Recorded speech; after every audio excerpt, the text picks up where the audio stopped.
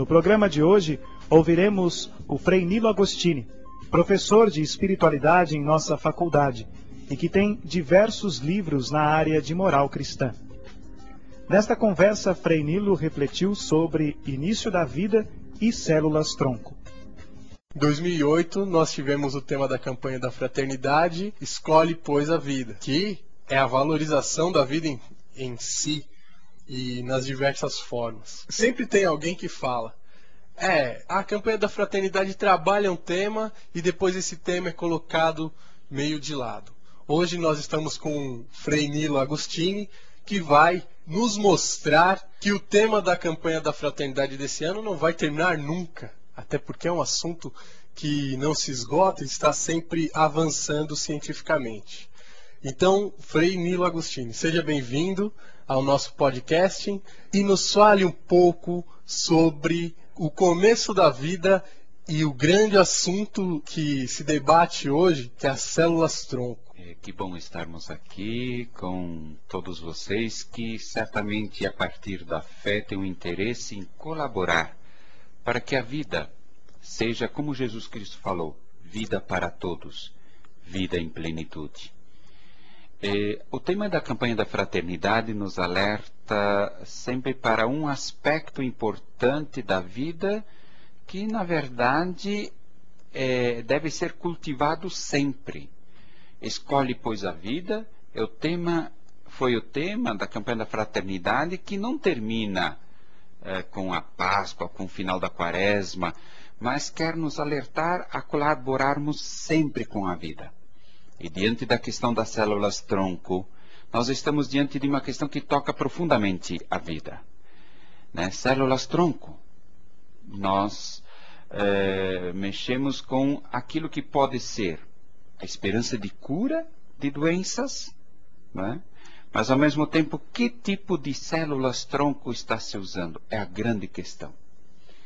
Serão células-tronco embrionárias ou estaríamos utilizando células-tronco adultas?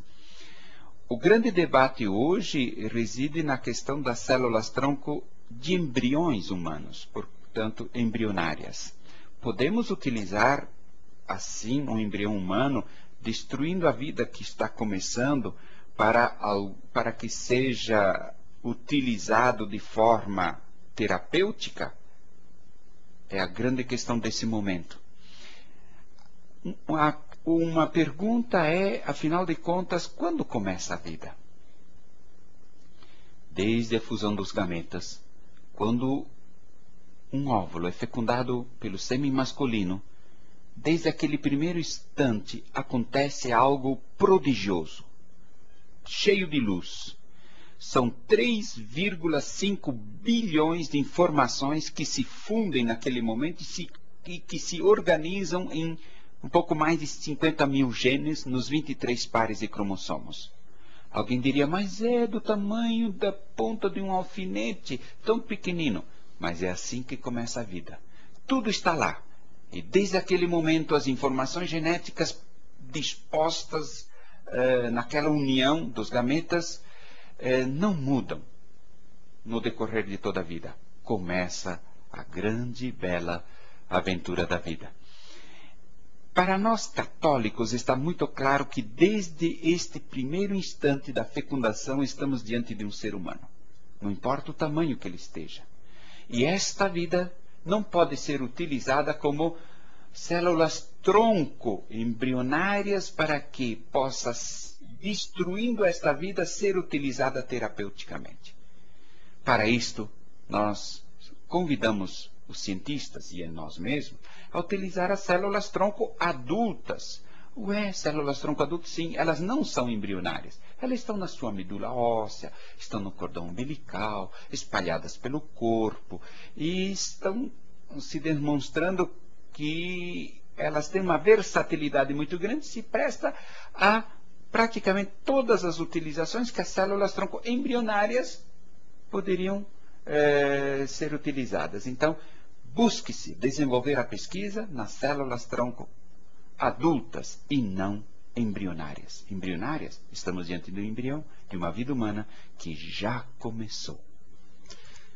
É interessante como a igreja assume o fronte nessa batalha e, por que não dizer, nessa discussão. Eu acho que um dos grandes pontos é exatamente porque a ciência avança, se preocupa muito em se utilizar as técnicas, mas às vezes falta algo que, justamente porque a religião foi deixada de lado, também foi se deixado de lado um pouco esse sentido da ética. Aí é que está a questão. Por que nós não podemos fazer com que se caminhe um pouco mais próximo ética e ciência? Na verdade, a ciência deve estar a serviço do ser humano, nunca contra ele. Nós, como católicos, podemos estar muito a favor ao avanço das ciências. Aliás, como queremos que ela avance para minorar os males, diminuir os males, para melhorar a qualidade de vida, no respeito da pessoa humana em todas as suas dimensões e em todas as etapas de sua vida. É esta ciência que deve se desenvolver, uma ciência a serviço da vida, né? E aí sim, nós somos a favor dos avanços técnicos científicos na medida em que esses avanços, na medida que eles respeitam a vida e seguem valores éticos, especialmente da dignidade da pessoa humana. Frei Nilo, o senhor acredita que nós podemos ser católicos e ao mesmo tempo deixar de lado esse debate ético ou simplesmente nos eximir ou não tentar dar respostas? E eu não digo enquanto professores que já são cobrados naturalmente, mas o que os católicos das nossas comunidades, os nossos agentes pastorais que estão ali no dia a dia com as pessoas, como eles podem contribuir e como eles podem abordar um pouco esse assunto? A questão do valor da vida é uma questão do nosso dia a dia. Perpassa as relações humanas desde o pequeno gesto do dia a dia, de um bom dia, do acolhimento, do respeito. Começa dentro de nossas casas, deve estar presente nas comunidades e se espalhar pela sociedade, querendo um mundo justo, um mundo fraterno, onde a pessoa não seja discriminada por causa de cor, raça, origem, não seja discriminada por causa da idade, não seja discriminada por qualquer forma que seja a sua origem.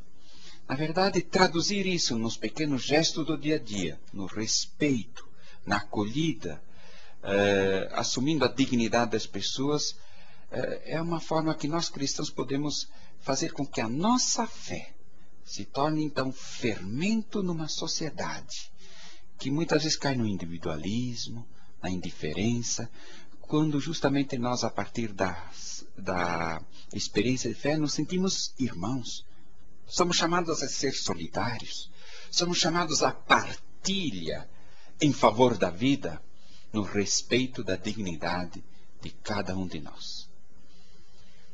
Talvez alguém que possa nos ouvir possa estar passando por um momento, até um dilema, de ver os avanços da ciência e cair na tentação. Mas está aí, está ao alcance. A igreja vem,